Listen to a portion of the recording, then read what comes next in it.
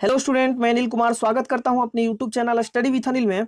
आज हम लोग बिहार बोर्ड के अंतर्गत क्लास 10th का हिस्ट्री के थर्ड लेसन यानी कि हिंद चीन में राष्ट्रवादी आंदोलन के अंतर्गत जो अति महत्वपूर्ण एक अंक स्तरीय प्रश्नोत्तर है, यानी कि जो एमसीक्यू ऑब्जेक्टिव के रूप में प्रश्न पूछे जाते हैं, उन सभी 40 महत्वपूर्ण प्रश्नों के बारे में और साथ साथ उसके उत्तर के बारे में अध्ययन करेंगे। आपको बता दें कि यह क्लास 10th के साथ साथ जो 2020 में एसटीटी का एग्जाम कंडक्ट होने वाला है, उसके लिए भी काफी महत्वपूर्ण जो है यह प्रश्नोत्तर है। तो आपको ध्यान से यहाँ पर देखना है, क्योंकि इससे बाहर प्रश्न जो है नहीं पूछा जाएगा। तो पहला प्रश्न है आपका कि हिंद चीन के अंतर्गत वर्तमान में कुल कितने देश शामिल हैं?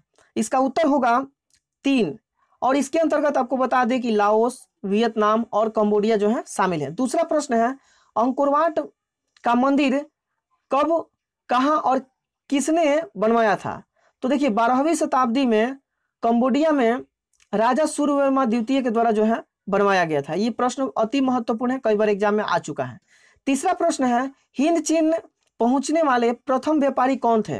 तो पुर्तगाली थे, आपको याद रखना है। पहले जो व्यापारी थे पुर्तगाली थे, इसके साथ साथ और भी बहुत सारे जो यूरोपियन व्यापारी थे वहां पहुंचे हुए थे, लेकिन फ्रांसीसी प्रभुत्व जो है मुख्य रूप से हिंद चीन में स्थापित ज्यादा समय तक रहा था। चौथा प्रश्न है नरोत्तम सिंहानु कहाँ के शासक थे? इसका उत्तर होगा कंबोडिया के, यानी कंबोडिया के जो है शासक नरोत्तम सिंहानु थे। पांचवें प्रश्न की तरफ बढ़ते हैं और देखिए पांचवा प्रश्न है कि पुस्तक the history of the loss of Vietnam के लेखक कौन है? तो the history of the loss of Vietnam के जो लेखक है फान बुई चाउ है। फान बुई चाउ नाम टेढ़ा है, लेकिन आपको याद रखना है कि the history of the loss of Vietnam, और ये जो है आपके लेखक फान बुई चाउ। 6 नंबर क्वेश्चन है कि हिंद चीन में बसने वाले फ्रांसीसी क्या कहे जाते थे? इसका उत्तर होगा कोलोन। 7 नंबर प्रश्न है कि 6 मार्च 1946 में फ्रांस और वियतनाम के बीच होने वाला समझौता किस नाम से जाना जाता है? तो देखिए 6 मार्च 1946 में जो समझौता फ्रांस और वियतनाम के बीच हुआ था, उसको हम लोग हनोई समझौता के नाम से जानते हैं, क्योंकि वियतनाम की राजधानी हनोई में जो है यह समझौता संपन्न किया गया था। मुख्य रूप से जो संघर्ष चल रहा था, जो राष्ट्रवादी विचारधाराओं को लेकर, उसी को अंत करने के लिए, समाप्त करने के लिए, पतन करने के लिए यह कार्य जो है किया गया था। 8वां नंबर प्रश्न है कि किस प्रसिद्ध दार्शनिक ने एक अदालत लगाकर अमेरिका को वियतनाम युद्ध के लिए दोषी करार दिया? यानी कौन सा एक प्रसिद्ध दार्शनिक था जो अदालत लगाकर यह कर दिया कि अमेरिका को जो है एक तरह से वियतनामी युद्ध के लिए दोषी करार दिया? तो आपको याद रखना है कि रसेल नाम का एक व्यक्ति था जो यह तय किया था। आगे बढ़ते हैं और 9 नंबर प्रश्न आप देख सकते हैं।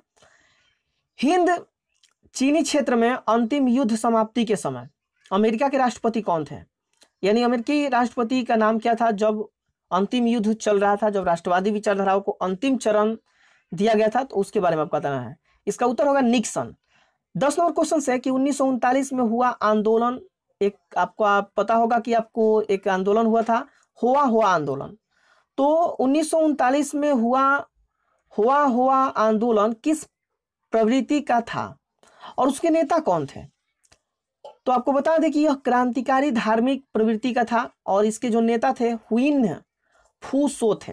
बहुत आसान नाम है, आपको बस इसको याद करते हैं, एक बार देखते हैं, बार बार 1-2 बार देख लेते हैं, आसान हो जाएगा। तो बताइए कि हुआ आंदोलन के नेता कौन थे? तो आपको याद रखना है हुइन फू सो। 11 नंबर क्वेश्चन है कि जिनेवा समझौता किस वर्ष हुआ था? तो मई 1954 में हुआ था। ये चीज आपको याद रखना है। जिनेवा आपको बता दें कि स्विट्जरलैंड का एक सिटी है, शहर है, वहां पर जो है यह समझौता हुआ था। तो उसके बारे में दे रहा है, आपको याद रखना है 1954। अब प्रश्न है 12 नंबर कि किस समझौता ने वियतनाम को 2 वर्गों में विभक्त कर दिया था? यानी वियतनाम को 2 वर्गों में विभक्त कौन सा ऐसा समझौता था जो किया था? तो जिनेवा समझौता। विद्यार्थी आपको याद रखना है, यहां से कई बार प्रश्न जो है पूछे गए हैं। 13 नंबर क्वेश्चन है कि डीएन वीएन फू आपको याद रखना है। चूंकि वियतनामी लैंग्वेज है तो थोड़ा सा नाम में आपको टेढ़ापन लग रहा है, लेकिन आप इसको बार बार पढ़ते हैं, 1 बार 2 बार, तो उसके बाद आपको याद हो जाएगा। डीएन वियन फू के युद्ध में कौन सा राष्ट्र पराजित हुआ था? तो डीएन वियन फू के युद्ध में जो है आपको याद रखना है फ्रांस जो है पराजित हुआ था। कौन हुआ था? फ्रांस। तो आपको ये चीजें याद रखना। आगे बढ़ते हैं और 14 नंबर क्वेश्चन से कि अनामी दल का नेता कौन था? तो इसका उत्तर होगा जोंगेन आई। अनामी दल का नेता कौन था? जोंगेन आई। 15 नंबर क्वेश्चन है कि बाओदाई कहाँ का शासक था? तो यह भी प्रश्न इंपॉर्टेंट है, ऐसे प्रश्न पूछता है कि बौदाई कहाँ का शासक था। इसका उत्तर होगा अन्नाम का। अन्नाम आपको पता होगा कि वियतनाम का एक प्रांत था, क्षेत्र था, उसके लिए जो है यह कहा जाता है। पहले आपको पता होगा कि इस पर चीन का प्रभुत्व था, लेकिन बाद में जो है कई जैसे फ्रांसीसी और भी जो उपनिवेशक थे, जैसे अमेरिका भी था, तो ऐसे आकर वहां पर कब्जा कर लिए थे। 16 नंबर प्रश्न है कि हिंद चीन का कुल क्षेत्रफल कितना था। तो देखिए इसका कुल क्षेत्रफल की अगर हम बात करें तो 2.80 लाख यानी कि 2,80,000 वर्ग किलोमीटर था। लेकिन लगभग अगर नियर अबाउट में पूछे कितना था तो 3 लाख वर्ग किलोमीटर था। अगर ऑप्शन में ऐसे दोनों देता है तो आपको लेना है 2,80,000 को, और जब दे देगा सिर्फ ओनली ये देता है 3 लाख तो आपको ले सकते हैं, नियर अबाउट में इसको ले सकते हैं। 17 नंबर क्वेश्चन है कि कंबुज का पतन किस शताब्दी में हुआ था। तो 16वीं शताब्दी में हुआ था, ये चीजें आपको याद रखना है। 18 नंबर क्वेश्चन है कि किस वर्ष मलक्का को व्यापारिक केंद्र बनाया गया था। 1510 ईस्वी में। 19 नंबर क्वेश्चन एक तरफा अनुबंध व्यवस्था क्या था, यानी कैसी एक व्यवस्था थी। तो आपको याद रखना है बंधुआ मजदूरी की तरह जो है व्यवस्था थे। 20 नंबर क्वेश्चन है कि दुई तान हुई नामक क्रांतिकारी संगठन की स्थापना किसके द्वारा किया गया था। तो देखिए ये जो संगठन की स्थापना किए थे फान बोई चाओ के द्वारा जो है किए थे। अब आगे बढ़ते हैं और 21 नंबर प्रश्न की तरफ बढ़ते हैं। और 21 नंबर आपका प्रश्न है कि हो ची मिन्ह का दूसरा नाम क्या था। तो देखिए हो ची मिन्ह जो कि एक राष्ट्रवादी नेता थे और वियतनामी क्रांतिकारी को नया अंजाम देने के लिए इनका काफी महत्वपूर्ण योगदान था। तो ये आपको याद रखना है कि इनको हम लोग न्यूगन आई कॉक के नाम से जानते हैं। तो न्यूगन आई कॉक जो है हो ची मिन्ह का दूसरा नाम है। 22 नंबर क्वेश्चन है कि 1925 ईस्वी में वियतनामी क्रांतिकारी दल की स्थापना किसके द्वारा किया गया था। तो न्यूगन आई कॉन्ग के द्वारा जो है किया गया था। आपको चीजें याद रखना है कि 1925 में जो वियतनामी क्रांतिकारी दल की स्थापना हुई थी, जो इसके चरणबद्ध तरीके से स्थापित करने में अपना योगदान दिए थे, उनका नाम था न्यूगन आई कॉक। न्यूगन आई कॉक।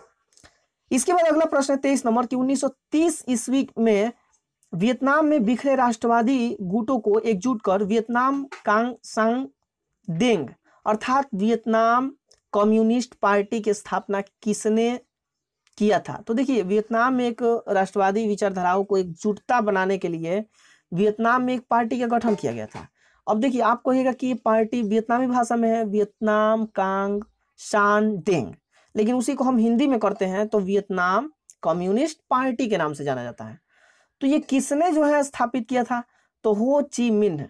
हो ची मिन्ह ध्यान रखिए बहुत बड़े जो है राष्ट्रवादी नेताओं में से एक है हिंद चीन में। आगे बढ़िए और 24 नंबर प्रश्न की तरफ बढ़ते हैं। और 24 नंबर आपका प्रश्न है कि किस वर्ष हो ची मिन्ह ने खुले तौर पर जनवादी जो चीनी गणराज्य को अपनाकर आदर्श स्वीकार कर पूर्णतः साम्यवादी बन गया। यानी कि चीनी गणराज्य के द्वारा जो साम्यवादी व्यवस्थाओं को स्थापित किया गया था उसको अपनाकर एक चीनी गणराज्य की स्थापना किस वर्ष बना था। तो 1949 में यानी कि 1949 ईस्वी में कार्य किया गया था। 25 नंबर क्वेश्चन है कि सुफन बोंग किस नाम से विख्यात थे। तो पाथेट लाओ के नाम से विख्यात थे। ये उप प्रधानमंत्री के रूप में भी वहां पर काम कर चुके हैं, यानी कि वियतनाम में, तो ये लाओस में। तो ये चीज आपको याद रखना है। 26 नंबर क्वेश्चन है कि नियो लियो हस्कत पार्टी के संस्थापक कौन थे। तो नियो लियो हस्कत पार्टी के संस्थापक की अगर बात आती है तो आपको याद रखना है पाथेट लाओ थे। 27 नंबर क्वेश्चन से है कि लाओस में चुनाव के पश्चात राष्ट्रीय सरकार का गठन कब हुआ था। तो ये चीज आपको याद रखना है कि 25 दिसंबर 1955 ईस्वी को जो है ये हुआ था। 28 नंबर क्वेश्चन से है कि जकार्ता सम्मेलन कब हुआ था। तो जकार्ता सम्मेलन 16 मई 1970 ईस्वी को हुआ था। ये चीज आपको याद रखना है। 29 नंबर क्वेश्चन से है कि साम्यवाद के प्रभाव से बचने के लिए अमेरिका ने 1916 में किस नाम से श्वेत पत्र जारी किया था। यानी आप देख सकते हैं 29 नंबर क्वेश्चन है कि साम्यवाद के प्रभाव से बचने के लिए अमेरिका ने 1961 में किस नाम से श्वेत पत्र जारी किया था। शांति को खतरा नाम से ये किया था। ये चीजें आपको याद रखना है। 30 नंबर क्वेश्चन से कि नापाम क्या है। नापाम देखिए ऑर्गेनिक कंपाउंड था जो गैसोलीन के साथ मिलकर जो है ये एक तरह से रिएक्शन करता था और मुख्य रूप से ये काफी जो है प्रभाव डालता था जनवादी लोगों पर और उनके एक तरह से जो है उसे प्रभावित करने में अपना अहम योगदान देता था। 31 नंबर क्वेश्चन है कि एजेंट ऑरेंज क्या है। एजेंट ऑरेंज एक तरह से जहर था जो कि मुख्य रूप से अमेरिका के द्वारा यह प्रयोग वियतनामी युद्ध के समय किया गया था। आपको बता दें कि यह जहर, इस जहर का प्रयोग जो है मुख्य रूप से पेड़ों की पत्तियों पर किया जाता था जो तुरंत झुलस जाती थी। उसके बाद आपको बता दें कि इसको मानव के जनवादी पर जब छिड़काव किया जाता था या डाला जाता था तो उस समय एक तरह से जो है काफी क्रूरतापूर्वक स्थिति सामने उपस्थित होती थी। तो इसके बारे में दिया है।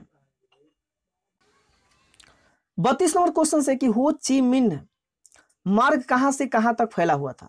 तो आपको बता दें हनोई जो कि वियतनाम की राजधानी थी, हनोई से चलकर लाओस, कंबोडिया के सीमावर्ती क्षेत्र यानी जो सीमा वाला क्षेत्र था वहां से लेकर गुजरते हुए दक्षिण वियतनाम तक जाता था।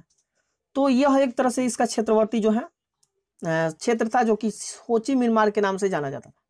अगला प्रश्न है कि माई ली गांव की घटना के समय अमेरिका के राष्ट्रपति कौन थे। तो निक्सन थे। माइली गांव की जब घटना हुई थी उस समय राष्ट्रपति वहां के निक्सन थे। अगला प्रश्न 34 नंबर कि माइली गांव की घटना किस वर्ष हुई थी। तो 1968 में हुआ था। ये चीज आपको याद रखना है। इस तरह एनसीईआरटी में नहीं दिया है लेकिन आपको ये चीजें याद रखना है, कई बार एग्जाम में पूछे गए हैं। 35 नंबर क्वेश्चन की तरफ बढ़ते हैं और 35 नंबर क्वेश्चन है कि माइली गांव की घटना के बाद राष्ट्रपति निक्सन ने शांति स्थापित करने के लिए क्या किया। तो 5 सूत्रीय योजना की घोषणा किए थे ये राष्ट्रपति निक्सन, क्योंकि पूरा निंदा हो गए थे पूरे विश्व में जो है सभी अपना व्यापारिक प्रक्रियाओं को या प्रतिस्पर्धा की स्थिति थी उसको बंद कर दिया गया था अमेरिका के साथ। तो इस चीज को रोकने के लिए, इस चीज को अपनी एक व्यापकता को लाने के लिए जो है 5 सूत्रीय योजना को जो है घोषणा किए थे। 36 नंबर क्वेश्चन है कि वियतनाम की राजधानी कहाँ है। तो इसका उत्तर होगा हनोई, यानी वियतनाम की जो राजधानी है हनोई है। 37 नंबर क्वेश्चन है कि लाओस एवं कंबोडिया की राजधानी कहाँ है। तो लाओस एवं कंबोडिया की जो राजधानी है वो आप याद रखिए कि लाओस की राजधानी जो है वियंतियान है और कंबोडिया की राजधानी जो है नहोम पेन है। 38 नंबर क्वेश्चन है यानी 38 नंबर क्वेश्चन है कि थाईलैंड का पुराना नाम क्या है। देखिए सियाम नाम है, SIAM, सियाम जो है थाईलैंड का पुराना नाम माना जाता है। 39 नंबर क्वेश्चन है कि किस वर्ष उत्तरी एवं दक्षिणी वियतनाम का एकीकरण हुआ था। तो देखिए 1975 में जो है एकीकरण कर दिया गया था, 1975 में उत्तरी और दक्षिणी वियतनाम दोनों को। अब हम 40 नंबर प्रश्न की तरफ ध्यान को आकर्षित करेंगे। 40 नंबर प्रश्न है कि किसके नेतृत्व में वियतमिन्ह यानी कि वियतनाम स्वतंत्रता लीग की स्थापना हुई थी। तो इसका स्पष्ट उत्तर होगा हो ची मिन्ह, यानी हो ची मिन्ह के नेतृत्व में वियतमिन्ह यानी कि वियतनाम स्वतंत्रता लीग की स्थापना जो है हुई थी। तो यहां से हम लोग 40 महत्वपूर्ण प्रश्न देखे जो कि एग्जाम के लिए बहुत ही महत्वपूर्ण है। अगर हमारा यह प्रयास आपको तनिक भी अच्छा लगा होगा तो लाइक और साथ साथ शेयर जरूर करें। अभी तक अगर हमारे चैनल स्टडी विथ अनिल को सब्सक्राइब नहीं किए हैं तो सब्सक्राइब जरूर कर लीजिए और साथ साथ बेल आइकन को प्रेस जरूर कर लीजिए, क्योंकि जब भी हम वीडियो अपलोड करें तो आपके पास सबसे पहले नोटिफिकेशन पहुंच जाए। और आपको बता दें कि हमारा चैनल विशेष रूप से उन विद्यार्थियों के लिए है जो काफी अच्छा रिजल्ट लाना चाहते हैं, जो काफी मेहनत करना चाहते हैं, और साथ साथ हमारे तरफ से जो भी एक योगदान होगा हम 100% जो है देने का प्रयास करेंगे। तो हमारे चैनल के साथ हमेशा जुड़े रहिए। तो चलिए मिलते हैं अगले वीडियो में, तब तक के लिए धन्यवाद। जय हिंद, जय भारत।